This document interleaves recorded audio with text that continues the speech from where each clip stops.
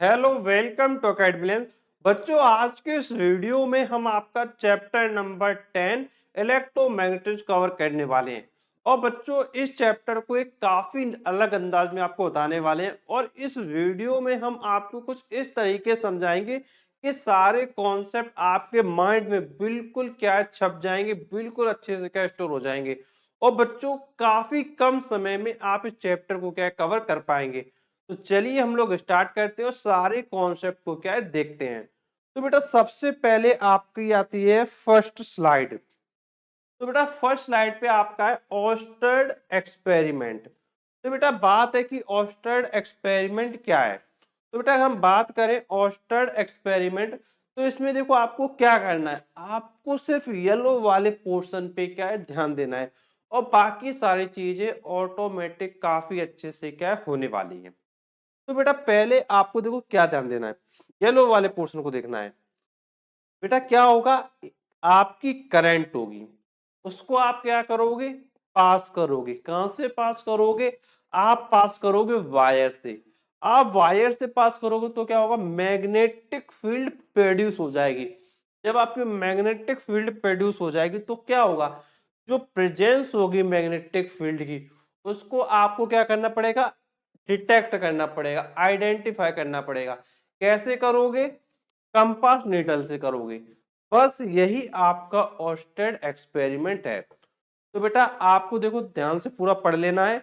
Oersted experiment on the magnetic effect of electric current. तो बेटा, क्या हुआ, सिंपल एक बार मैं फिर से आपको एक्सप्लेन कर देता हूं। आपके पास करंट था, आपने पास किया, कहां से पास किया, वायर से पास किया। वायर से पास किया तो मैग्नेटिक फील्ड प्रोड्यूस हो गई। मैग्नेटिक फील्ड प्रोड्यूस हो गई तो उसको आपने आइडेंटिफाई किया, कहां से किया, कंपास नीडल से किया। तो आप इसको रीड कर सकते हैं। हंस Oersted in 1822 in his experiment observed that when an electric current is passed through a conducting wire, a magnetic field is produced around it, and the presence of the magnetic field at any point around the current carrying wire can be detected with the help of the compass needle. तो बेटा, ये experiment आपका क्या cover up हो जाता है। अब आते हैं हम लोग अपने नेक्स्ट स्लाइड पर। अब बेटा, आपका है राइट हैंड थंब रूल। अब बेटा, ये जो आपका राइट हैंड थंब रूल है, ये काफी इजी है। बस आपको देखो क्या करना है, आपको बस ये डायग्राम देखना है। अगर आप इस डायग्राम को देखेंगे तो आप समझ जाएंगे कि भाई राइट हैंड थंब रूल क्या है। और इसमें भी फिर वही चीज येलो वाले पोर्शन पे आपको क्या है ध्यान देना है। तो बेटा, इसमें जो आपको क्या दिख रहा है, इसमें आपको दिख रहा है कि ये एक आपका क्या है वायर है। ये क्या है आपका, ये एक वायर है और इसमें देखिए आई ये बना हुआ है। ये आई आपका क्या बना हुआ है और देखो एरो क्या है ऊपर है। मतलब जो करंट है वो क्या है, थंब के डायरेक्शन में है। तो बेटा, आपको दिख रहा है जो करंट है वो क्या है, वो आपके थंब के डायरेक्शन में है। और जो आपकी मैग्नेटिक फील्ड है वो कहाँ है, जब आपने अपनी फिंगर्स को क्या किया है, टर्न किया है। तो बेटा, जब आप फिंगर को अपनी टर्न कर रहे हो तो उस डायरेक्शन में क्या है आपका, मैग्नेटिक फील्ड भी है। तो बस यही आपका लॉ है। मतलब थंब के डायरेक्शन में अगर करंट फ्लो हो रहा है तो जिस डायरेक्शन में आप अपनी फिंगर को मोड़ोगे वो आपका मैग्नेटिक फील्ड को क्या रिप्रेजेंट करेगा। अब आप इसको देखो, देख सकते हो येलो वाले पोर्शन को। तो बेटा, आपको देखो क्या करना है, if we hold the current carrying conductor in our right hand. तो बेटा, आप क्या करो, एक करंट कैरिंग कंडक्टर को अपने राइट हैंड में क्या लो। ध्यान रखना, राइट लिखा है तो राइट हैंड ही लेना है। और अगर आप लेफ्ट हैंड ले लोगे तो ये लॉ क्या है, फेल हो जाएगा। तो ध्यान रखिएगा, राइट हैंड लेना है। तो आप क्या करें, राइट हैंड कंडक्टर को आप अपने हैंड में ले लें। अब क्या करें, जो थंब पॉइंट है वो कहाँ करना है, थंब को करना है करंट के डायरेक्शन में। तो क्या होगा बेटा, तो बेटा क्या होगा, जब आप अपनी फिंगर को इनसर्किल करोगे, मतलब आप अपनी फिंगर को ऐसे मोड़ोगे, जैसे ये जो फिंगर मुड़ी हुई है, आप जब अपनी फिंगर को इनसर्किल करोगे, मतलब इस तरीके से मोड़ोगे आप। जब इस तरीके से आप अपनी फिंगर को इनसर्किल करोगे, मतलब इससे ऐसा आप क्या है सर्किल टाइप का ऐसे करके बनाओगे, मतलब अपनी फिंगर को मोड़ के सर्कल टाइप का बनाओगे तो फिर क्या होगा, ये जो आपकी फिंगर्स होंगी ये डायरेक्शन बताएंगी किसका, मैग्नेटिक फील्ड का। तो बेटा वही मैंने आपसे कहा था कि बस आपको येलो वाले पोर्शन पे क्या ध्यान देना है। बस सिंपल सा देखो, आप देख सकते हो, मैं आपको दिखा देता हूं। थंब है करंट के डायरेक्शन में, और जो फिंगर है वो रिप्रेजेंट करेगा मैग्नेटिक फील्ड की डायरेक्शन को। बस इतना सा लॉ है, आप इसको बहुत ही कम शब्दों में क्या समझ सकते हैं। थंब है करंट के डायरेक्शन में, तो फिंगर होंगी वो मैग्नेटिक फील्ड को क्या है, रिप्रेजेंट करेंगी। बस ध्यान देना है कि फिंगर से क्या करना, इन सर्किल बनाना। तो बेटा ये जो पूरा कॉन्सेप्ट है राइट हैंड थंब रूल का, ये आपको समझ में आ गया होगा। अब आते हैं हम लोग नेक्स्ट पॉइंट पर। तो बेटा नेक्स्ट पॉइंट है हमारा इलेक्ट्रोमैग्नेट। तो बेटा इलेक्ट्रोमैग्नेट को समझना है भाई, कैसे समझेंगे, बहुत ही आसान है, बहुत ही अच्छे से आप समझ सकते हो। बस येलो वाले पोर्शन पे आप क्या ध्यान दो। देखो देखो, ये आपका जो इलेक्ट्रोमैग्नेट है ये क्या है, ये आपका टेम्पररी स्ट्रॉन्ग मैग्नेट मैग्नेट है। मतलब ये एक टेम्पररी स्ट्रॉन्ग मैग्नेट है। तो पहला पॉइंट तो ये हो गया, ठीक। अब बेटा क्या करोगे, इसको आपको बनाना है। कैसे बनाओगे, कैसे बनाओगे, करंट को पास करके। कहां पास करने वाले हो, कॉइल में पास करने वाले हो। तो बेटा ध्यान रखना है, ये आपका टेम्परेरी स्ट्रॉन्ग मैग्नेट है। इसको अगर आप बनाना चाहते हो तो कैसे बनाओगे, करंट को पास करके। कहां पे पास करने वाले हो, कॉइल में पास करने वाले हो। और ये आपका एक आर्टिफिशियल मैग्नेट है, मतलब इसको आप बनाते हो, मतलब मैन मेड है। आर्टिफिशियल को आप कहते हैं मैन मेड, ध्यान रखिएगा। आर्टिफिशियल को आप मैन मेड भी कहते हैं, मतलब इसको आप क्या है, बनाते हैं। ठीक है बेटा। अब बेटा ये जो हमारा इलेक्ट्रोमैग्नेट है ये किसी भी शेप में पाया जा सकता है, मतलब इसका कोई स्पेसिफिक शेप नहीं है।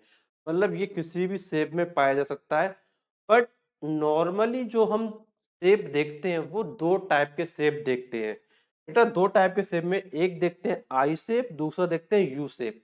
तो आपका आई शेप होता है उसको आप बार मैग्नेट के नाम से भी जानते हो, और जो आपका यू शेप होता है उसको हॉर्स शू मैग्नेट के नाम से भी आप क्या जानते हो। तो बेटा ये सारे पॉइंट्स क्या आपके कवर अप हो जाते हैं। अब बेटा इसको आपको क्या अच्छे से क्या लिखना है, तो आप बोलेंगे इलेक्ट्रोमैग्नेट में आप क्या लिखेंगे, आप लिखेंगे an electromagnet is a temporary strong magnet made by passing current in a coil wound around the piece of soft iron.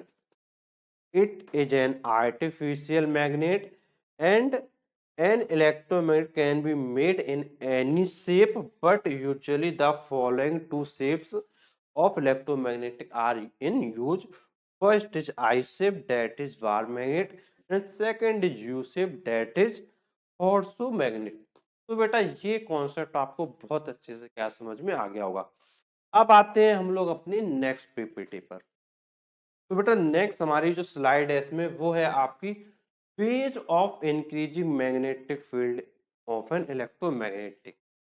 मतलब अगर आप इलेक्ट्रोमैग्नेट में अगर इंक्रीज करना चाहते हो मैग्नेटिक फील्ड को, तो कैसे इंक्रीज करोगे। तो बेटा जो मैग्नेटिक फील्ड आपका बी होता है ना, इसको आप इंक्रीज करना चाहते हो इलेक्ट्रोमैग्नेट के लिए, तो बात है कि भाई इस फील्ड को आप कैसे इंक्रीज कर पाओगे, ये आपका सबसे बड़ा क्वेश्चन मार्क बना हुआ है। तो बेटा कैसे करेंगे, येलो वाले पोर्शन पे आप क्या है ध्यान देंगे। तो बेटा येलो वाले पोर्शन पे मैं आपको बताता हूँ, आपको ध्यान देना है येलो वाले पोर्शन पे अच्छे से। तो बेटा यहाँ पे आप देखिए, पहला प्रोसेस है आपका कि आप नंबर ऑफ टन्स क्या कर दो, इंक्रीज कर दो। अगर आप नंबर ऑफ टन्स को इंक्रीज कर दोगे तो मैग्नेटिक फील्ड की वैल्यू क्या है, इंक्रीज हो जाएगी। और सेकंड है बेटा, आप क्या करो, करंट को इंक्रीज कर दो। मतलब या तो नंबर ऑफ टन्स को इंक्रीज कर दो या फिर करंट को इंक्रीज कर दो। तो आपको ध्यान रखना है कि नंबर ऑफ टन्स को रिप्रेजेंट करते हो एन से, और करंट को रिप्रेजेंट करते हो आई से। तो आप या तो एन इंक्रीज कर दो या तो आप आई इंक्रीज कर दो, तो यहाँ से आपका जो मैग्नेटिक फील्ड का वैल्यू है ये इंक्रीज हो जाएगा। तो इसको आप क्या रीड भी कर सकते हैं, the magnetic field of electromagnet I shape और U shape, any shape can be increased by the following two ways. First is by increasing the number of turns of binding in the solenoid, and second is by increasing the current through the solenoid.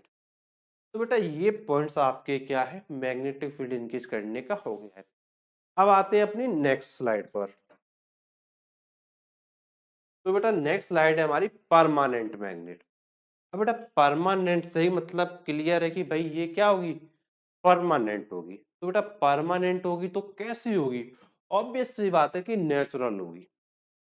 तो बेटा आप इसको देखो yellow वाले portion पे, इसमें भी आपको क्या ध्यान देना है, देखो ध्यान से। परमानेंट मैग्नेट क्या आपकी नेचुरली अकरिंग मैग्नेट है, मतलब ये नेचर में फाउंड होती है। फिर ये जो मैग्नेट है ये not of the required shape, मतलब ये किसी रिक्वायर्ड शेप में अवेलेबल नहीं होगी। मतलब इसका शेप शेप क्या होगा, नेचर के अकॉर्डिंग होगा, नेचर में जैसा पाया जाएगा वैसे ही उसका क्या शेप रहने वाला है। अभी जो आपने पहले मैग्नेट देखा था उसका आई शेप यू शेप आपने नॉर्मली पढ़ा था, बट यहाँ पर जो परमानेंट मैग्नेट पढ़ रहे हैं ये कैसा नेचुरली करेंगे और इसका कोई भी रिक्वायर्ड शेप नहीं है। अब बेटा क्या है आगे, इस मैग्नेट को अगर आप बनाना चाहते हो तो बेटा ये इलेक्ट्रोमैग्नेट की तरह आप इसको क्या बना सकते हो, by using the piece of steel और सॉफ्ट आयरन। तो बेटा आप क्या करोगे, आपको क्या करना है, आपको सॉफ्ट आयरन की जगह पीस ऑफ स्टील ले लेना है। मतलब अगर आप चाहते हैं कि भाई हम परमानेंट मैग्नेट को बना लें, नॉर्मली तो बेटा देखो आपका क्या है नेचुरली अकर है, लेकिन आप चाहते हो कि भाई हम बना लें, तो आप क्या करोगे, सॉफ्ट आयरन की जगह आप क्या स्टील का क्या यूज कर सकते हो और वहां से आप क्या चीजों को बना सकते हो। आफ्टर डेट आपका आता है नेक्स्ट पॉइंट। अब आपकी बात है कि भाई जो ये परमानेंट मैग्नेट है ये किस तरीके से बन सकती है, तो इसको भी हम लोग देखते हैं। तो बेटा कोई भी हमारी कॉइल है जो हमारी इंसुलेटेड कॉपर वायर की है, अब इसको हम क्या करेंगे, a coil of insulated wire is bound around the steel piece. मतलब हम क्या करने वाले हैं, हम स्टील पीस एक लेने वाले हैं और स्टील पीस के अराउंड क्या कर देंगे हम लोग, कॉपर वायर का इंसुलेटिंग कर देंगे। फिर क्या होगा, उसके बाद हम क्या कर देंगे, करंट को पास कर देंगे। जब करंट को पास करेंगे तो क्या होगा, स्टील पीस मैग्नेटाइज हो जाएगा। तो बेटा क्या हुआ, आपने स्टील पीस के अराउंड पहले बाउंड कर दिया कॉपर वायर को, बाउंड करने के बाद करंट पास किया, करंट पास किया तो जो स्टील का पीस है वो मैग्नेटाइज हो गया, स्टील का पीस मैग्नेटाइज हो गया तो फिर क्या हुआ, इसमें मैग्नेटिक इफेक्ट आ गया, और जब मैग्नेटिक इफेक्ट आ गया तो क्या होगा, तो ऑब्वियस सी बात है कि भाई मैग्नेट बन गया। भाई मैग्नेटिक इफेक्ट आने का मतलब क्या है, मैग्नेट बन गया। तो बेटा मैग्नेटिक इफेक्ट को आप बोलते हैं मैग्नेटिज्म आ जाता है। तो बेटा मैग्नेटिज्म में क्या होता है, लंबे समय तक आ जाता है, लॉन्गर टाइम तक आ जाता है। तो ये बेटा आपको समझ में आ गया होगा। अब आता है इसका यूज क्या है। तो बेटा अगर हम इसके यूज की बात करें तो ये जो परमानेंट मैग्नेट है इसको हम यूज करते हैं, कहाँ यूज करते हैं, इलेक्ट्रिक मीटर में यूज करते हैं, और इसका यूज हम मैग्नेटिक कंपास में करते हैं। तो ध्यान रखेंगे दो यूजेस है, electric metres and magnetic compass. तो बेटा ये पूरा टॉपिक आपको क्या समझ में आया होगा। अब बेटा अब आपको देखो इसको क्या लिखना होगा पेपर में, जैसा लिखा है उसी टाइप में आप लिखेंगे। आप बेटा क्या लिखेंगे, a permanent magnet is a naturally occurring magnet since it is not strong enough and also not of the required shape for the many purposes. So a strong permanent magnet can be by made like an electromagnet using the piece of steel instead of soft iron. A coil of insulated wire is wound around the steel piece and current is passed in the coil, and the steel piece once magnetized retain its magnetism longer. and the use of permanent magnets are in the electric meters and in the magnetic compass। तो बेटा ये जो पूरा concept है आपका permanent magnet का, ये क्या कंप्लीट हो जाता है। फिर से एक बार मैं आपको क्या कम शब्दों में बता देता हूँ। ये आपका नेचुरली अकरिंग मैग्नेट है और ये किसी रिक्वायर्ड शेप का नहीं है, और इसको आप क्या है इलेक्ट्रोमैग्नेट की तरह बना सकते हो। लेकिन कैसे बनाओगे? जो आप इलेक्ट्रोमैग्नेट सॉफ्ट आयरन यूज करते थे उसकी जगह आप क्या है पीस ऑफ स्टील यूज कर लोगे। और ये आपका जो इसको अगर आप बनाना तो आप क्या करोगे, एक स्टील का पीस लोगे, उसके अराउंड कॉपर की वायरिंग कर दोगे। कॉपर की जैसे आप वायरिंग करोगे तो उसमें फिर आप क्या करोगे, करंट को पास करोगे। करंट जैसे ही पास करोगे तो उसमें क्या होगा, मैग्नेटिक इफेक्ट आ जाएगा, और ये मैग्नेटिक इफेक्ट लॉन्गर टाइम तक रहेगा। तो इसका मतलब क्या, हमारा परमानेंट मैग्नेट क्या है, फॉर्म हो गया है। तो बेटा ये आपका जो कॉन्सेप्ट है वो क्लियर हो गया होगा। अब आते हैं हम लोग अपनी नेक्स्ट स्लाइड पर।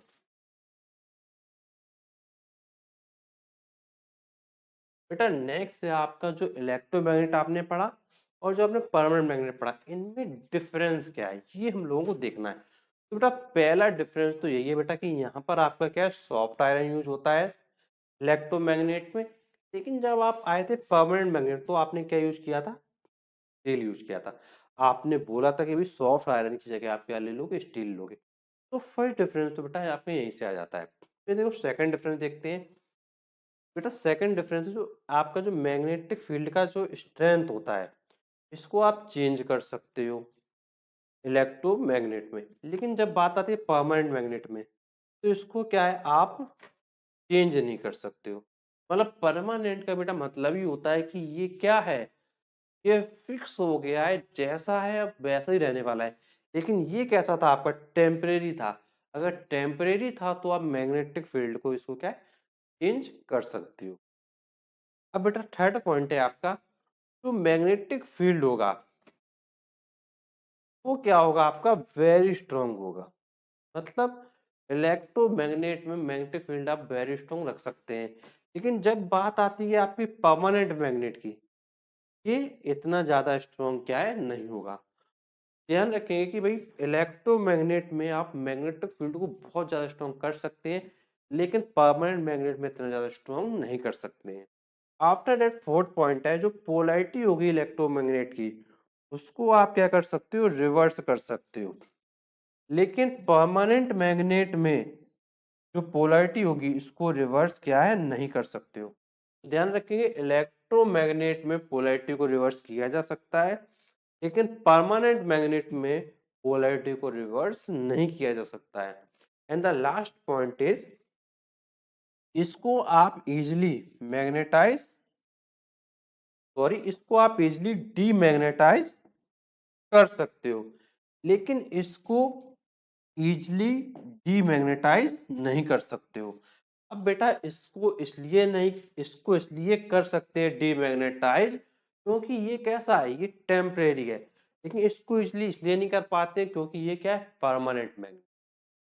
तो बेटा ये जो आपके पॉइंट्स हैं ये आपको क्लियर हो गए होंगे। अब बेटा आपको क्या है इसी तरीके से पेपर में जब आता है तो बेटा इसी तरीके से आपको क्या है टेबल बना के सारी चीजों को एक काफी सिस्टमेटिक मैनर में क्या है लिखना है। तो बेटा जैसा आप ये देख रहे हैं ये आपकी टेबल है, इसी फॉर्म में आपको क्या लिखना है। अब बेटा एक चीज ध्यान रखिएगा, जैसे जैसे पॉइंट नंबर 1 ये है तो इसी के सामने आपका ये जो पॉइंट नंबर 1 है आएगा। इसमें क्या है थोड़ा शिफ्ट हो गया, ये ऊपर था ये नीचे था। लेकिन आपको एग्जाम में ध्यान रखना है कि अगर आप टेबल बनाते हैं, जैसे फॉर एग्जाम्पल आपने टेबल बनाया तो ना टेबल में जैसे आपकी फर्स्ट लाइन ये हो जाती है, फिर आप क्या करेंगे सीरियल नंबर वाली लाइन यहाँ बना लेंगे तो 1 2 3 4। तो आपको बेटा इसी जगह इस तरीके से सामने सामने क्या है राइट करना है। ठीक है बेटा, तो ये तो आपका स्लाइड कंप्लीट हो गया। अब हम लोग आते हैं अपनी नेक्स्ट स्लाइड पर। बेटा नेक्स्ट है आपका advantage of an electromagnet over permanent magnet. मतलब इलेक्ट्रोमैग्नेट का क्या ज्यादा एप्लीकेशन होगा in comparison to permanent magnet. मतलब अगर हमारे पास परमानेंट मैग्नेट है और हमारे पास इलेक्ट्रोमैग्नेट भी है तो इलेक्ट्रोमैग्नेट का क्या एडवांटेज हो जाएगा ऑन द परमानेंट मैग्नेट। तो बेटा वो चीज हम लोग क्या कवर करने वाले हैं। तो बेटा फर्स्ट पॉइंट देखो क्या है। फर्स्ट पॉइंट है कि इलेक्ट्रोमैग्नेट जो हमारी होती है ये क्या होती है, स्ट्रॉन्ग मैग्नेटिक फील्ड क्या प्रोड्यूस करती है as compare to permanent magnet. तो इलेक्ट्रोमैग्नेट में जो मैग्नेटिक फील्ड होता है वो ज्यादा स्ट्रॉन्ग होता है, और अभी हम लोगों ने ये डिफरेंस में भी कवर अप किया था। इसके बाद बेटा सेकंड पॉइंट है, जो स्ट्रेंथ होगा मैग्नेटिक फील्ड का, इलेक्ट्रोमैग्नेट का, उसको आप चेंज कर सकते हो by the changing the current. मतलब अगर आपको सपोज करो मैग्नेटिक फील्ड का स्ट्रेंथ कम चाहिए तो आप करंट को कम कर दो, अगर ज्यादा चाहिए मैग्नेटिक फील्ड का स्ट्रेंथ तो आप क्या करंट को इंक्रीज कर दो। तो बेटा जो स्ट्रेंथ होगा मैग्नेटिक फील्ड को, इसको आप चेंज कर सकते हो बाय चेंजिंग दी करंट। अब बेटा जो थर्ड पॉइंट है वो समझिए। बेटा जो पोलैरिटी होगा इलेक्ट्रोमैग्नेट का, इसको आप रिवर्स कर सकते हो by reversing the direction of current in the solenoid. मतलब आप क्या करो, करंट के डायरेक्शन को रिवर्स कर दो तो इसकी पोलैरिटी भी क्या है, रिवर्स हो जाएगी। तो बेटा ये इसके एप्लीकेशन है।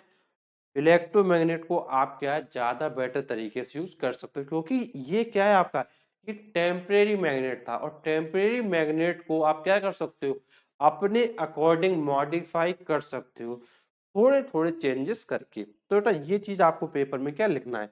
अब बेटा इसको आप क्या रीड कर सकते हैं पूरा सिस्टमेटिक वे में। आपका दिया गया an electromagnet has the following advantage over a permanent magnet. First is electromagnet can be produced a strong magnetic field, and the second is the strength of the magnetic field of an electromagnet easily be changed by the changing the current in its solenoid. And the third point is the polarity of the electromagnet or the direction of the produced can be reversed by changing the direction of current in the solenoid. तो बेटा ये आपका क्या पूरी तरीके से cover up हो जाता है। ये चीजें आपको पेपर में क्या है इसी सिस्टमेटिक वे में लिख के आना है। अब आते हैं हम लोग अपनी नेक्स्ट स्लाइड पर। बेटा नेक्स्ट है आपका यूजेस क्या है आपके इलेक्ट्रोमैग्नेट का, कि भाई इलेक्ट्रोमैग्नेट का हम लोग कहाँ कहाँ यूज कर सकते हैं, ये चीज आपको देखना है।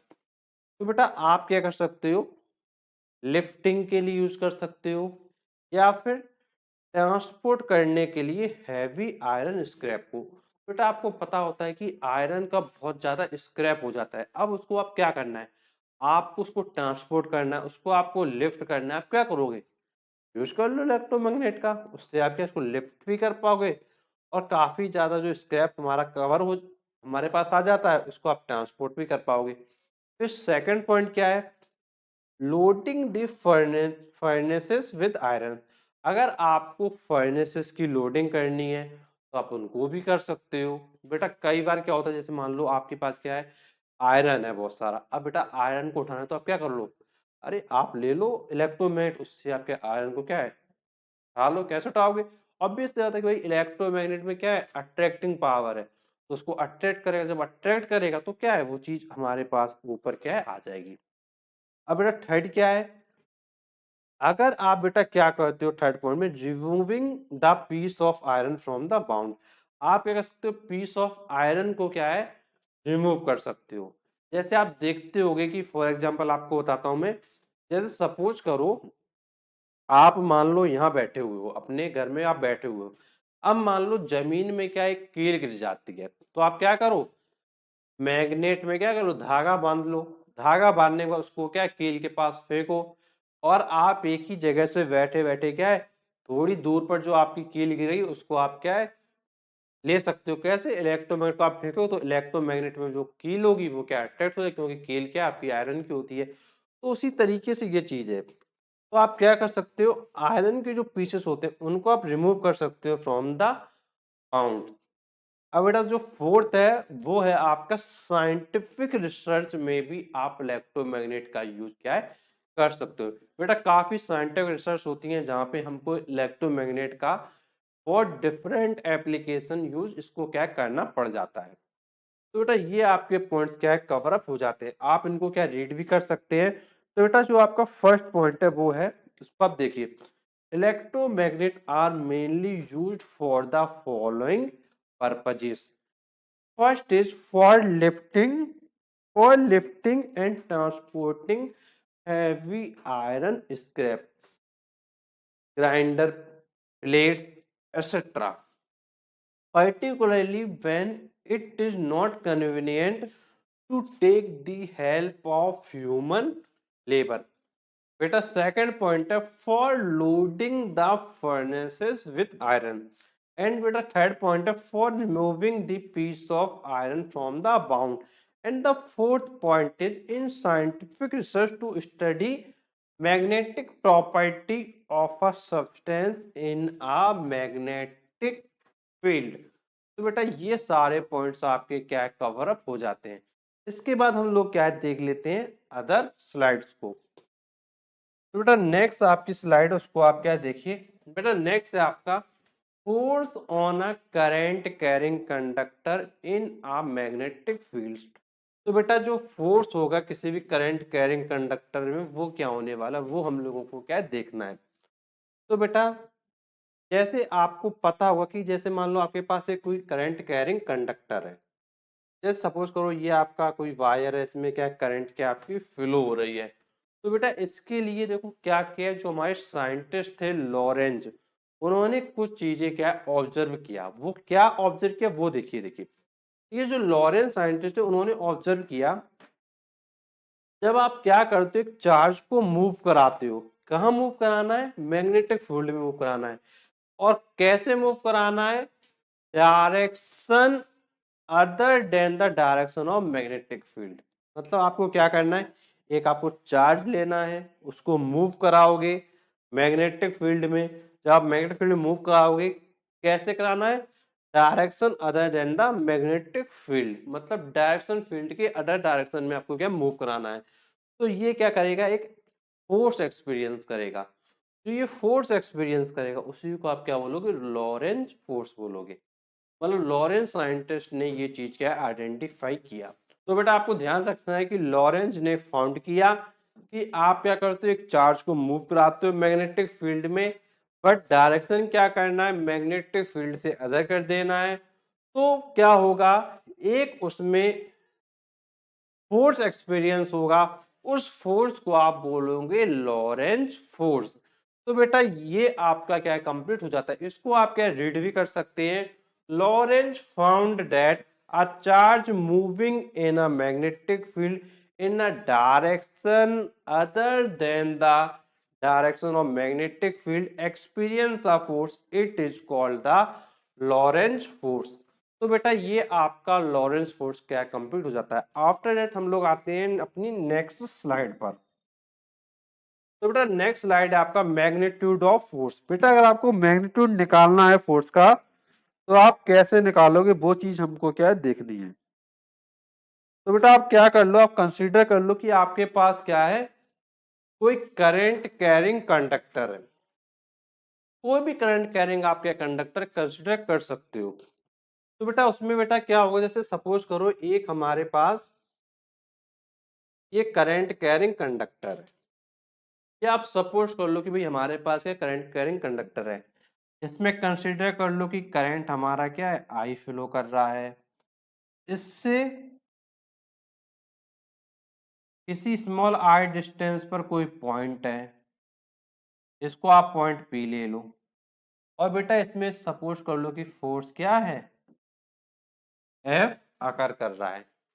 तो बेटा ये जो फोर्स एफ होगा ये क्या होगा, आई के प्रोपोर्शनल होगा, फर्स्ट पॉइंट। और बेटा जो सेकंड पॉइंट है, जो फोर्स एफ होगा वो मैग्नेटिक फील्ड के भी डायरेक्टली प्रोपोर्शनल होगा।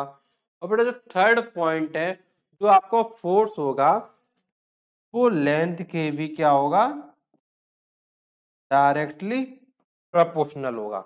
अब बेटा ये आपकी क्या है, थ्री इक्वेशन हो जाती है, F proportional I, F proportional V and F proportional L.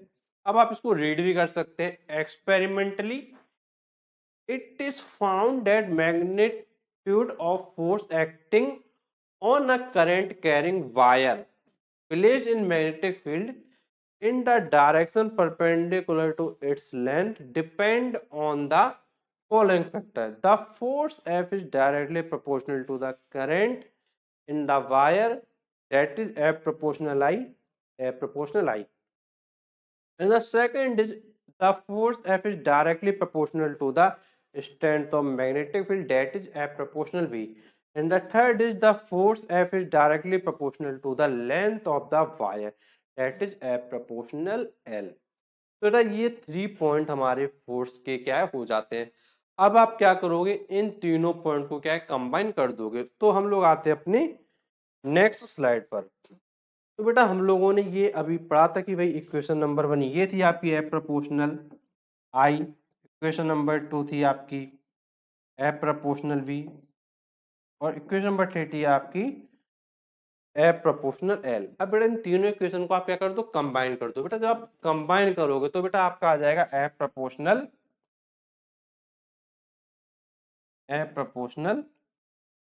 I V L. अब बेटा जब आप प्रोपोर्शनल का साइन हटाओगे तो आपका आ जाएगा एफ इक्वल टू के आई वी एल। अब बेटा जो कांस्टेंट के होता है इसकी वैल्यू नॉर्मली क्या होती है, 1 होती है। तो एफ आपका आ जाता है आई वी एल। तो बेटा इस तरीके से ये जो आपका आर्टिकल है वो क्या कंप्लीट हो जाता है। तो बेटा वही चीज यहाँ पे लिखा हुआ है, on combining the equation 1, 2 and 3 F proportional IVL F equal to KIVL where K is a constant whose value depend on the choice of the unit.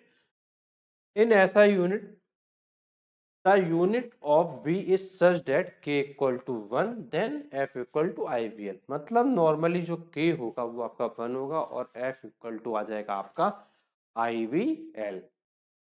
तो बेटा ये आपका जो फोर्स का कॉन्सेप्ट है वो आपको इस तरीके से करना है। तो बेटा इसके बाद हम लोग आते हैं अपने नेक्स्ट स्लाइड पर, उसको हम लोग क्या देख लेते हैं। तो बेटा नेक्स्ट है आपका यूनिट ऑफ मैग्नेटिक फील्ड।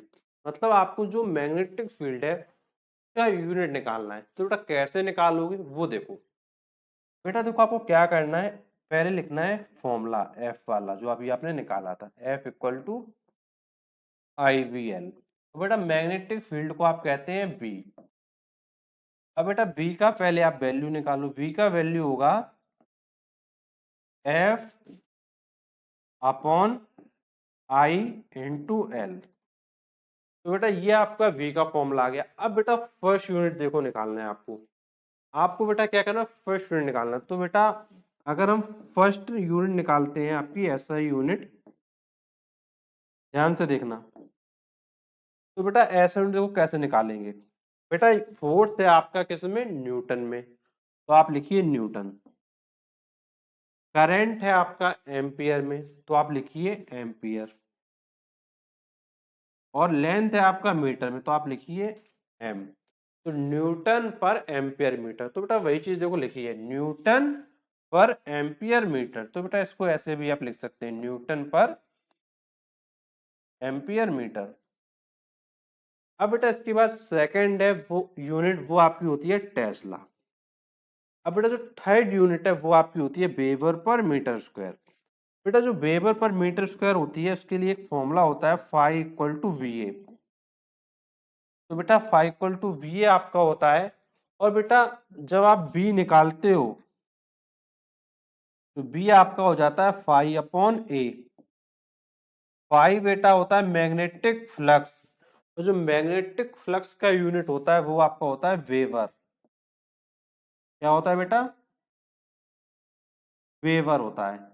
और एरिया का होता है मीटर स्क्वायर। तो आपका आ जाता है वेबर पर मीटर स्क्वायर, जिसको आप लिखते हैं डब्ल्यू वी अपॉन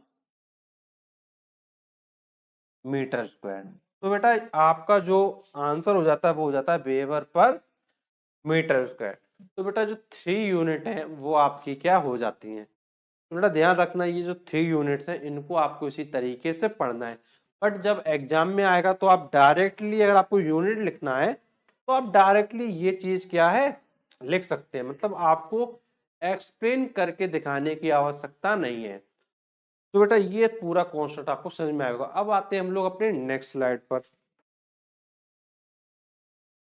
बेटा नेक्स्ट स्लाइड है आपका फ्लेमिंग लेफ्ट हैंड रूल। तो बेटा आपने क्या है, राइट हैंड रूल एक पढ़ा हुआ था, लेकिन अब जो हम पढ़ने वाले हैं वो है फ्लेमिंग का लेफ्ट हैंड रूल। वो देखो क्या है। तो बेटा इसके लिए भी आपको क्या करना है, आपको अपने डायग्राम पे जाना है बस। अगर आपको डायग्राम आ गया तो फिर सारी चीजें आप ऑटोमेटिक कर ले जाएंगे। तो बेटा आपको पहले क्या देखना है, कौन सा रूल है, लेफ्ट हैंड रूल है। तो आपको क्या करना है, आपको पता है कि भी आपका राइट हैंड है, आपका लेफ्ट हैंड है, तो आपको क्या करना है, आपको अपना लेफ्ट हैंड लेना है। आप क्या करने वाले हो, आप अपना लेफ्ट हैंड लेने वाले हो। जब आपको लेफ्ट हैंड लेना है, लेकिन कैसे लेना है, आपको ये ध्यान रखना है कि जो आपका थंब है, जो आपका फर्स्ट फिंगर है और जो आपका सेकंड फिंगर है, तो बेटा जो थंब होता है इसको तो आप जानते हैं कि थंब कहते हैं, लेकिन जो आपकी जो फर्स्ट फिंगर होती है इसको आप कहते हैं तर्जनी कहते हैं हिंदी में, और इंग्लिश में इसको आप कहते हैं फोर फिंगर। और जो आपकी जो मिडिल वाली फिंगर इसको आप सेंटर फिंगर या मिडिल फिंगर कहते हैं। तो आपको ध्यान रखना है thumb, four finger and middle finger. अब आपको क्या करना है, तीनों फिंगर्स को परपेंडिकुलर रखना है। जब आप तीनों फिंगर्स को परपेंडिकुलर रखेंगे तो ये आपका डायग्राम क्या है यहाँ पे दिखाई देगा। देखो ऐसे बेटा तीनों फिंगर आप क्या करना है, परपेंडिकुलर रखना है। ध्यान रखना है, देखो कैसे करते हैं। ये आपको हाथ लेना है, पहला ये वाली फिंगर करो ऐसे, ये सामने को, तो ये दोनों देखो परपेंडिकुलर हो गई। फिर उसके ऊपर ये अंगूठा क्या आप सीधा कर दो, तो ये आपका क्या हो गया, इस तरीके से। अब जब आप इसमें फिगर में आओ तो बेटा देखो इस तरीके से आपको दिखाई देगा। ये थंब जा रहा है, ये हमारी फर्स्ट फिंगर जा रही है, तो आप फोर फिंगर कह रहे हो, और इसको आप क्या कह रहे हो, मिडिल फिंगर कह रहे हो। अब बेटा डायग्राम में शो करने के लिए आपको इस तरीके से बनाना पड़ा। अब बेटा इसमें आप देखो क्या देख रहे हो, आप देख रहे हो कि जो हमारा थंब है वो फोर्स की डायरेक्शन में है, जो हमारा सेंटर फिंगर है, जो आपका मिडिल फिंगर है, वो आपका करंट के डायरेक्शन में है। तो जो हमारी फर्स्ट फिंगर है वो किसको रिप्रेजेंट कर रही है, वो हमारा मैग्नेटिक फील्ड को क्या है, रिप्रेजेंट कर रही है। अब इसको आप क्या है यहाँ पर क्या है आसानी से समझ सकते हो। तो बेटा देखो ध्यान से देखना, फोर फिंगर मैग्नेटिक फील्ड को रिप्रेजेंट कर रही है, सेंटर फिंगर करंट को रिप्रेजेंट कर रही है, तो जो थंब होगा वो मोशन ऑफ द कंडक्टर या फिर फोर्स ऑन द कंडक्टर क्या रिप्रेजेंट करेगा। तो बेटा इसमें आपको क्या करना है, इसमें आपको फोर्स का जो डायरेक्शन है वो आइडेंटिफाई करना है। तो अब बेटा आपको ध्यान ये रखना है कि आपको क्या करना है, आपको फर्स्ट पॉइंट में ये बोल दो, सेकंड पॉइंट में ये बोल दो, इसके बाद थर्ड पॉइंट में ये बोल दो। तो मतलब आप बोल दो कि भाई जो आपकी फोर फिंगर है वो मैग्नेटिक फील्ड को रिप्रेजेंट कर रही है, सेंटर फिंगर या मिडिल फिंगर आपकी करंट को रिप्रेजेंट कर रही है, तो जो आपका थंब होगा वो मोशन ऑफ द कंडक्टर या फिर फोर्स ऑन द कंडक्टर को क्या है, रिप्रेजेंट करने वाला है। तो बस ध्यान रखिए आप, बहुत आसान है। फोर फिंगर मैग्नेटिक फील्ड को, मिडिल फिंगर आपकी करंट को, तो जो थंब होगा वो हमारे फोर्स को क्या है, रिप्रेजेंट करने वाला है। तो बेटा बस ध्यान रखना, फर्स्ट पॉइंट मैंने यहाँ लिखा, सेकंड यहाँ लिखा, थर्ड ये लिखा। मतलब पहले आप मैग्नेटिक फील्ड को बताओ, देन आप करंट को बताओ, आफ्टर दैट आप क्या फोर्स का डायरेक्शन बता दो। बस आप इसको क्या रीड भी कर सकते हैं। Stretch the forefinger, central finger, and thumb of your left hand naturally perpendicular to each other as shown in the figure. After that, if the forefinger indicates the direction of magnetic field and the center finger indicates the direction of current, then thumb represent the direction of motion of conductor या force on the conductor. तो बेटा ये जो concept है वो आपको समझ में काफी अच्छे से आ गया होगा। अब हम लोग आते हैं अपने नेक्स्ट टॉपिक पर। बेटा नेक्स्ट है आपका इलेक्ट्रोमैग्नेटिक इंडक्शन। तो बेटा आपको देखना है इलेक्ट्रोमैग्नेटिक इंडक्शन क्या है। तो बेटा इसको आप क्या है, ईएमआई भी कहते हो, ईएमआई। तो बेटा आपको देखना है कि भाई इलेक्ट्रोमैग्नेटिक इंडक्शन क्या है। तो बेटा इसमें आपको देखो क्या करना है, केवल जो येलो पोर्शन है इस पे केवल आपको ध्यान देना है, बाकी सारा कॉन्सेप्ट ऑटोमेटिक क्या आपका होता जाएगा। देखो क्या होना है, आपको क्या करना है, आपको चेंज करना है। किसको चेंज करना है? आपको number of magnetic field lines को चेंज करना है। आप कम शब्दों में समझिए, आप चेंज करिए। किसको चेंज करिए? मैग्नेटिक फील्ड को चेंज करिए। अगर मैग्नेटिक फील्ड को चेंज करोगे तो क्या होने वाला है, आपका ईएमएफ डेवलप होने वाला है। जब आपका ईएमएफ डेवलप हो जाएगा तो इस फेनोमेनन को आप कह दोगे ईएमआई, इलेक्ट्रोमैग्नेटिक इंडक्शन। तो बस कम शब्दों में आप इसको समझ सकते हैं, आपको पहले चेंज करना है मैग्नेटिक फील्ड को, तो ईएमएफ आपका डेवलप हो जाएगा। जैसे ईएमएफ डेवलप हो गया तो इस फेनोमेनन को आपने इलेक्ट्रोमैग्नेटिक इंडक्शन बोल दिया। तो आप बोल सकते हैं whenever there is a change in the number of magnetic field lines linked with a conductor, an electromotive force, that is EMF, is developed between the ends of the number of magnetic field line through the conductor. The phenomenon is called electromagnetic induction. तो बेटा first definition तो ये आपकी हो जाती है। इसी को आप लिखना चाहें तो अदर मीनिंग में आप ऐसे भी लिख सकते हैं, कम शब्दों में अगर लिखना चाहते हैं तो ऐसे भी लिख सकते हैं। Electromagnetic induction is the phenomenon in which an EMF is produced in the coil if there is a change in the magnetic flux linked with the coil. तो बेटा आप कोशिश ये करिए कि जो फर्स्ट वाला है इसी को आप लिखें, क्योंकि ये आपको काफी अच्छे समझ में आया होगा। इसको आप क्या करें, स्किप करें, ज्यादा बेटर होगा। थोड़ा ध्यान रखना है, आपको चेंज करना है मैग्नेटिक फील्ड लाइंस को। चेंज करते ही आपका electromotive force that is EMF आपका प्रोड्यूस हो जाएगा। ईएमएफ प्रोड्यूस हो गया, इस फेनोमेनन को आपने क्या है, इलेक्ट्रोमैग्नेटिक इंडक्शन क्या है बोल दिया। तो बेटा ये कॉन्सेप्ट आपको क्लियर हो गया होगा। अब इसके बाद आते हैं हम लोग अपने नेक्स्ट टॉपिक पर। तो बेटा नेक्स्ट है हमारा Faraday's law of electromagnetic induction. तो बेटा बात करना है कि भाई फैराडे का क्या लॉ है इलेक्ट्रोमैग्नेटिक इंडक्शन के लिए। तो बेटा काफी सिंपल शब्दों में आपको बताने वाला हूँ, केवल आपकी क्या है, दो लॉज हैं। वो दो लॉज क्या है वो समझते हैं। तो फर्स्ट लॉ देखो क्या है, फर्स्ट लॉ है आपको क्या करना है, मैग्नेटिक फ्लक्स को चेंज करना है। क्या करना है आपको, आपको चेंज करना है। किसको चेंज करना है, मैग्नेटिक फ्लक्स को चेंज करना है। मैग्नेटिक फ्लक्स चेंज करने से क्या होगा, आपका ईएमएफ इंड्यूस हो जाएगा। बस इतना आपको ध्यान देना है। येलो वाले पोर्शन केवल आप देखो, आपको चेंज करना है। किसको चेंज करना है, मैग्नेटिक फ्लक्स को चेंज करना है, तो क्या हो जाएगा, ईएमएफ इंड्यूस हो जाएगा। तो बस यही आपका क्या, फर्स्ट आपका क्या है, फैराडे का लॉ है। मतलब आप क्या करोगे, आप मैग्नेटिक फ्लक्स को चेंज कर दोगे, मैग्नेटिक फ्लक्स चेंज करने से आपका ईएमएफ क्या है, इंड्यूस हो जाएगा। अब बेटा सेकंड पॉइंट क्या है वो देखिए। बेटा सेकंड पॉइंट है कि जो आपका ईएमएफ होगा, जो आपका ईएमएफ होगा वो आपका प्रोपोर्शनल होगा। किसके प्रोपोर्शनल होगा, rate of change of magnetic flux. मतलब जो मैग्नेटिक फ्लक्स में चेंज हो रहा है उसके रेट के डायरेक्टली प्रोपोर्शनल होगा। तो बस आपको ध्यान रखना है कि जो ईएमएफ होगा वो rate of change of magnetic flux के क्या है, डायरेक्टली प्रोपोर्शनल होगा। तो बेटा ये आपके फैराडे के जो दो लॉ हैं वो आपके कवर क्या हो जाते हैं। तो बेटा आप बोलोगे Faraday's law of electromagnetic induction. On the basis of our experiment observation, Faraday formulated two laws for the electromagnetic induction. First is whenever there is a change in magnetic flux linked with a coil, an EMF is induced.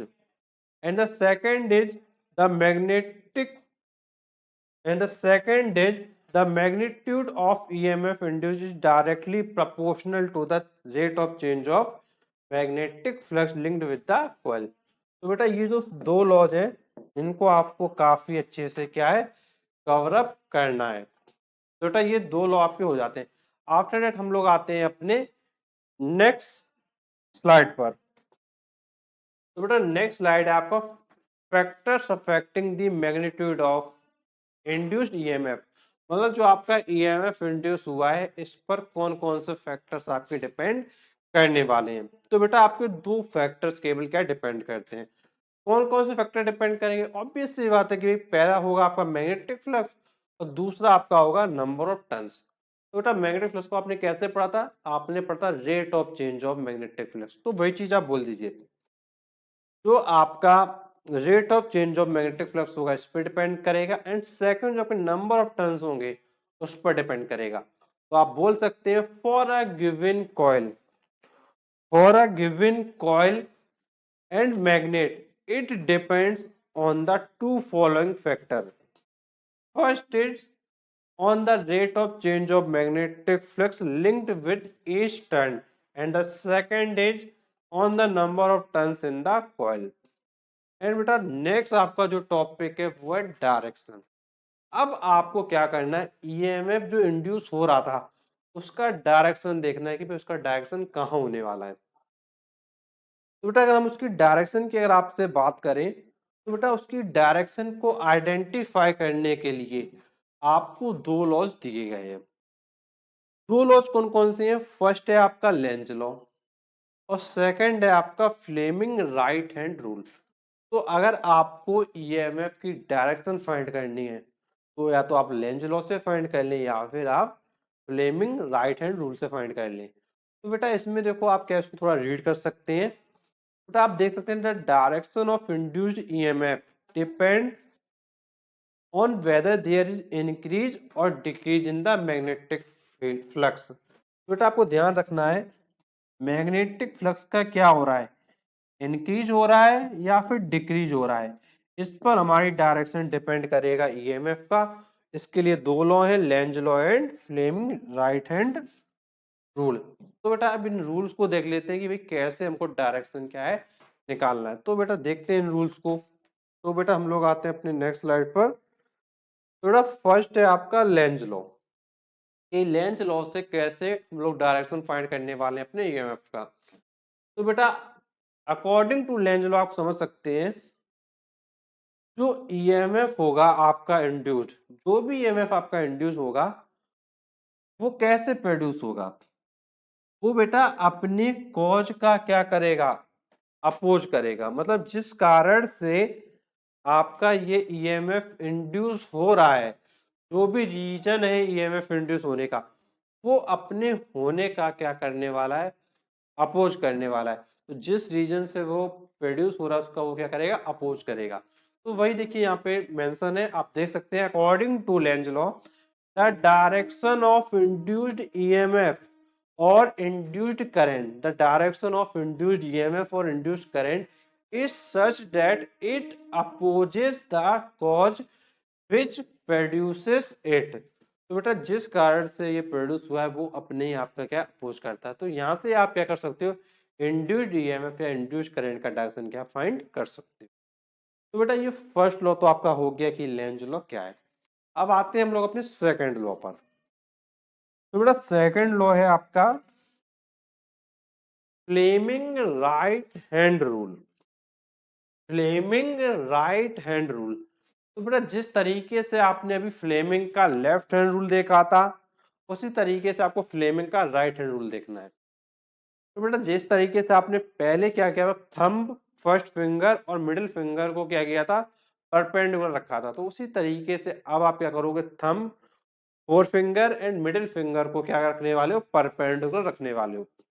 तो बेटा जब आप perpendicular रखोगे तो बेटा देखो आपका हाथ कैसे आएगा, आपका हाथ देखो ऐसे आएगा। तो बेटा वही देखो पोजीशन हो रही है ना, हम ऊपर जा रहा है, फर्स्ट फिंगर ये जा रही है, मिडिल फिंगर इधर जा रही है। तो बेटा इसी तरीके से आपको क्या है दिखाई दे रहा होगा। अब बेटा आपको देखो क्या करना है, आपको बस येलो वाले पोर्शन पे ध्यान देना है। बेटा मैंने ऑलरेडी आपको पहले बता दिया इसलिए मैं आपको डायरेक्ट आ रहा हूँ। देखो फोर फिंगर क्या करने वाला है, मैग्नेटिक फील्ड को रिप्रेजेंट करने वाला है। हम भी क्या करने वाला है, मोशन को रिप्रेजेंट करने वाला है। तो जो आपका सेंटर फिंगर होगा वो क्या करेगा, इंड्यूस्ड ईएमएफ या इंड्यूस्ड करंट को क्या रिप्रेजेंट करने वाला है। तो बेटा इसमें आप क्या करोगे, इसमें आपको ये जो डायरेक्शन है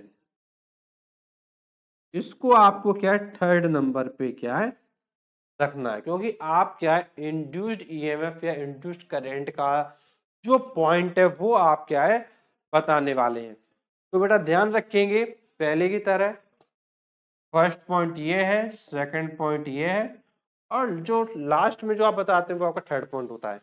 तो आप क्या करेंगे, अपने आप राइट हैंड को लेंगे और लेने के बाद आप क्या बोलेंगे, जो आपका फर्स्ट फिंगर है वो मैग्नेटिक फील्ड को रिप्रेजेंट कर रहा है, जो आपका थंब है वो मोशन को रिप्रेजेंट कर रहा है, तो जो आपका मिडिल फिंगर होगा, जो आपका सेंटर फिंगर होगा, वो इंड्यूस्ड ईएमएफ या इंड्यूस्ड करंट को क्या करने वाला है, रिप्रेजेंट करने वाला है। तो बेटा ये आपको इस तरीके से क्या ध्यान रखना है। फर्स्ट डायग्राम को देखोगे तो आप क्या समझ जाओगे। बेटा ये जो मैं आपको 1 2 3 लिख रहा हूं ना, ये आपको इसी तरीके से अगर आप लिख लोगे अपने पास और ध्यान रखोगे तो चीजें आप क्या आसानी से कर पाओगे। तो आपको ये ध्यान रखे रहेगा कि पहले किसके बारे में बोलना है। बेटा देखो लिख तो कोई भी सकता है, कई बार क्या होता है कि हम ऑर्डर को क्या है इनकरेक्ट कर देते हैं, तो ऑर्डर हमारा सही रहे इसलिए हमने क्या आपको नंबरिंग दिया हुआ है। तो बेटा एग्जाम में आपको कभी नंबरिंग नहीं लिखना है, एग्जाम में केवल आपको क्या है नॉर्मल वे में लिखना है।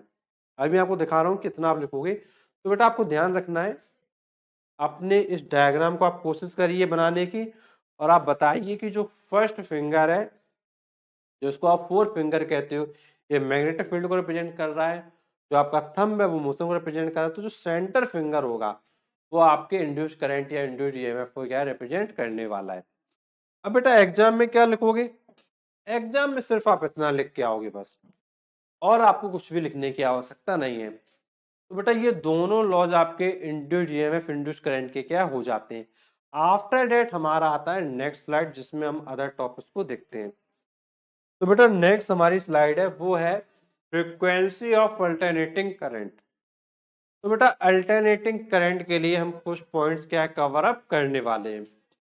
तो बेटा आपको देखो क्या करना है, आपको दो इक्वेशन क्या लर्न करनी है।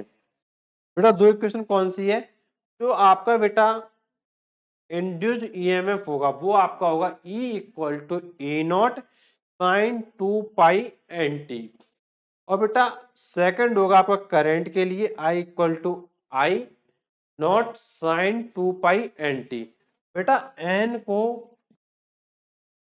फ्रीक्वेंसी बोला गया है, बेटा फ्रीक्वेंसी को आप या तो एन से रिप्रेजेंट कर लें या फिर आप क्या कर लें एफ से रिप्रेजेंट कर लें, दोनों में आप किसी भी चीज को क्या रिप्रेजेंट कर सकते हैं। तो बेटा ध्यान रखेंगे E equal to E naught sine 2 pi N T and I equal to I naught sine 2 pi N T. बेटा इसमें केवल आपको ये दो इक्वेशन क्या है आनी चाहिए, बाकी का आप क्या रीड कर सकते हो, बहुत नॉर्मल सी चीज है। आपको दिया गया है in one complete rotation of coil we get cycle of alternating current in the external circuit, thus the generated electric current has the frequency equal to the frequency of rotation।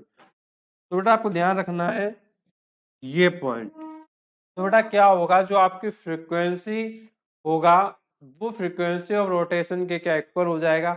अगर हम consider कर ले coil, coil है हमारे पास, उसमें N rotation पर second आपके हो रहे हैं, तो जो इंड्यूस्ड ईएमएफ और जो इंड्यूस्ड करंट आपका हो जाएगा वो हो जाएगा E equal to E naught sine 2 pi N T and I equal to I naught sine 2 pi N T. तो बेटा ये दो इक्वेशन आपकी हो जाती हैं, जहां पर आपका जो E है और जो I है वो रिप्रेजेंट करेगा maximum value of EMF and current. तो बेटा मैक्सिमम वैल्यू हो जाएगी ईएमएफ और करंट की।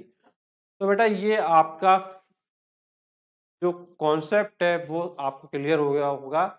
इसके बाद हम अपने आते हैं नेक्स्ट स्लाइड पर। बेटा नेक्स्ट है आपका frequency of AC in house hold supply. तो बेटा जो हमारी हाउस होल्ड सप्लाई होती है वहां पर जो फ्रीक्वेंसी रहती है वो रहती है 50 हर्ट्ज। बेटा ध्यान रखना है कि जो 50 हर्ट्ज है वो हमारे हाउस होल्ड में क्या रहती है। अब बेटा इसका क्या मीनिंग है वो भी आप देख सकते हैं। It mean the polarity at the supply terminal changes 100 times in a periodic manner. तो बेटा जो हमारी सप्लाई होगी टर्मिनल पर वो चेंज करेगी 100 times in a periodic manner. बेटा बस मेन चीज आपकी ये आपको फर्स्ट लाइन आपको क्या ध्यान रखना है, in our household we have the electric supply of frequency 50 hertz। अब बेटा ये क्वेश्चन क्या है आपका 1 मार्क में भी इन द फॉर्म ऑफ एमसीक्यू पूछा जा सकता है। तो बेटा इसके बाद हम लोग आते हैं अपने नेक्स्ट स्लाइड पर, नेक्स्ट चीजों को क्या कवर अप करते हैं। बेटा नेक्स्ट है आपका डीसी एंड एसी में क्या डिफरेंस है। बेटा बात यहाँ पर आती है कि भाई जो डायरेक्ट करंट और जो अल्टरनेटिंग करंट है उन दोनों में क्या अंतर होता है, वो लोग चीजें हम लोग क्या यहाँ पे देख लेते हैं। तो बेटा जो फर्स्ट पॉइंट है वो देखिए, बेटा जो डीसी आपकी होगी उसमें क्या होगा, जो करंट होगा उसका मैग्नीट्यूड कांस्टेंट रहने वाला है, करंट ऑफ कांस्टेंट मैग्नीट्यूड। तो बेटा जो सेकंड है आपका अल्टरनेटिंग करंट, यहाँ पे क्या होगा, जो करंट होगा वो वेरी करेगा विद द टाइम। तो अभी आपने बेटा क्वेश्चन भी पढ़ा था I equal to I naught, यहाँ पे भी आपने क्वेश्चन पढ़ा था ना, I equal to I naught sine 2 pi. बेटा मैं फिर से लिख देता हूँ इसके लिए आपके लिए, इक्वेशन अभी आपने पढ़ा था ना अल्टरनेटिंग करंट का, आपने पढ़ा था I equal to I naught sine 2 pi N T. तो बेटा यहाँ पे क्या हो रहा है, यहाँ पर टाइम के अकॉर्डिंग करंट क्या है आपकी चेंज हो रही है। अब बेटा इसके बाद क्या है, सेकंड पॉइंट है, इसमें जो करंट फ्लो होती है वो वन डायरेक्शन में होती है, लेकिन यहाँ पर जो करंट होती है वो रिवर्स कर देता है डायरेक्शन को। तो आपको ध्यान रखना है, इट रिवर्सेस इट डायरेक्शन। तो बेटा यहाँ पर क्या होगा, वन डायरेक्शन में करंट फ्लो होगा, बट वहां पर डायरेक्शन क्या है, रिवर्स हो जाएगा। जब डीसी की बात आएगी तो इसको आप क्या ऑब्टेन कर सकते हैं in the form of cell या फिर बैटरी। तो आप क्या कर लोगे, सेल से या फिर बैटरी से इसको क्या ऑब्टेन कर लोगे। लेकिन जब बात आएगी आपकी एसी की, तो इसको आपको अगर ऑब्टेन करना है तो इसको आप क्या करोगे, एसी जनरेटर से या फिर मेंस से, उससे आप क्या कर सकते हो, ऑब्टेन कर सकते हो। तो ध्यान रखने वाली बात है कि सेल और बैटरी से करोगे तो आपका डीसी आएगा, लेकिन आप जनरेटर से आओगे तो आपका एसी भी आप क्या ऑब्टेन कर सकते हो। तो एसी जनरेटर का यूज करके आप क्या है एसी भी ऑब्टेन कर सकते हो। तो बेटा ये जो डिफरेंस है वो आपको क्लियर हो गया होगा। तो आपको क्या करना है, आपको एग्जाम में इस तरीके से टेबल बना के सारी चीजों को एक सिस्टमेटिक मैनर में क्या रिप्रेजेंट करके आना है। अब आते हैं हम अपने नेक्स्ट स्लाइड पर। बेटा नेक्स्ट है आपका advantage of AC over DC, मतलब एसी का क्या एडवांटेज है ओवर डीसी, ये आपको चेक करना है। तो बेटा सबसे पहली बात है कि ये आपकी cheaper and easy to generate है, मतलब आप क्या कर सकते हैं, एसी को इजीली जनरेट कर सकते हैं और चीपर भी है, मतलब ये आपकी सस्ती मिलेगी और आसानी से आप क्या प्रोड्यूस कर सकते हैं। एंड जो इफिशिएंसी होगी वो क्या होगी आपकी हायर होगा एसी का। And the third is easy to change AC into DC, आप क्या कर सकते हो एसी को डीसी में कन्वर्ट आसानी से कर सकते हो।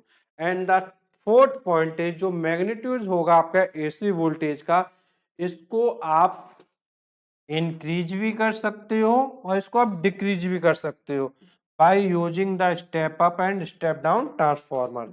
And the last is AC can be transmitted over a long distance, मतलब लॉन्ग डिस्टेंस तक भी आप एसी का क्या है ट्रांसमिट कर सकते हो without much loss in the energy in the electric wire, मतलब वायर्स में एनर्जी का लॉस किए बिना भी आप क्या कर सकते हो, इसको लॉन्ग डिस्टेंस तक क्या है ट्रांसफर कर सकते हो।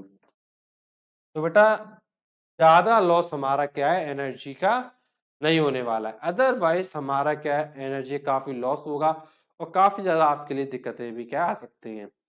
तो बेटा ये आपके एडवांटेज थे कि भाई एसी का आपका क्या एडवांटेज है। तो आप ध्यान रखेंगे चीपर है और इजी है टू जनरेट, एंड सेकंड है आपका इसको आप एसी को डीसी में इजली इजली क्या है कर सकते हो। और जो मैग्नीट्यूड होगा एसी वोल्टेज का, इसको आप इंक्रीज या डिक्रीज कर सकते हो by using the step up and step down transformer. And the last stage, AC को आप लॉन्ग डिस्टेंस तक क्या ट्रांसमिट कर सकते हो विदाउट लॉस ऑफ एनर्जी। तो बेटा आपका ज्यादा एनर्जी का लॉस नहीं होने वाला। तो बेटा ये जो पॉइंट्स है ये आपको अच्छे से क्या है ध्यान रखना है और काफी ज्यादा इंपॉर्टेंट भी है आपके लिए। अब बेटा इसके बाद हम लोग आते हैं अपने नेक्स्ट स्लाइड पर। तो बेटा नेक्स्ट स्लाइड में ये चीज समझना बहुत ज्यादा इंपॉर्टेंट है। तो बेटा जो हमारे वीडियोस हैं, तो बेटा जितने भी आपको वीडियोस मिल रहे हैं वो सब किया किए जा रहे हैं आपके प्लेलिस्ट में डाले जा रहे हैं। प्लेलिस्ट का क्या नाम है? Physics semester 2 ICSC class 10। तो बेटा ये जो आपका चैप्टर है ये तो कंप्लीट हो गया है और सारी चीजों को आपका क्या कवर अप कर दिया गया है। तो बेटा जो हमारे और चैप्टर्स हैं जैसे इलेक्ट्रिसिटी हो गया, आपका आपका साउंड का रिमेनिंग पोर्शन हो गया, आपका रेडियो एक्टिविटी हो गया, वो सारे चैप्टर्स आपको क्या है इसी प्लेलिस्ट में मिलेंगे। आप क्या करें, चैनल पे जाकर फिजिक्स सेमेस्टर 2 आईसीएससी क्लास में ये प्लेलिस्ट आपको दिखाई देगी। इस प्लेलिस्ट में जाकर आप सभी लेक्चर्स देख सकते हैं और लेक्चर आपके वन शॉट में डिजिटल बोर्ड पे ही क्या है कवर किए गए हैं। तो आप सभी लेक्चर को बहुत ही अच्छे से देख सकते हैं और काफी कम समय में सारे चैप्टर आपके बहुत अच्छे से आपको समझाए जा रहे हैं। तो आप क्या करें, इस प्लेलिस्ट में जरूर विजिट करें। और बच्चों काफी जैसे मान लीजिए आपको डाउट होते हैं, कुछ आपको पूछना है, तो बेटा आप क्या कर सकते हैं, अपनी प्रॉब्लम को कमेंट में डाल सकते हैं। और यदि बेटा आपको कांटेक्ट करना हो तो आप क्या करें, डिस्क्रिप्शन बॉक्स में जाइए तो वहां पे आपको एफबी पेज का लिंक मिलेगा, उसको आप जैसे ही क्लिक करेंगे तो पेज को जैसे आप लाइक करेंगे तो लाइक करते ही आपके सामने नंबर अपीयर हो जाएगा, वहां से आप हमारे साथ कांटेक्ट भी कर सकते हैं। और बेटा अगर आपको लगता है कि भाई आपको वीडियो बहुत ज़्यादा हेल्प कर रहे हैं तो बेटा रिक्वेस्ट है आपसे कि आप चैनल को जरूर सब्सक्राइब करके रख लें और जो नोटिफिकेशन बेल बेटा होता है उसको जरूर प्रेस कर दें, क्योंकि अगर आप बेल प्रेस कर देंगे तो फिर आपको सारे अपडेट, सारे नोटिफिकेशन कब कौन सी क्लास आ रही है वो सब कुछ पता चलता रहेगा। और बच्चों ऐसे वीडियोस देखते रहिए। तो बेटा आज की क्लास हम लोग यही एंड करेंगे and thanks for watching our video. तो गाइस मिलते हैं हम आपसे नेक्स्ट वीडियो में। Thank you.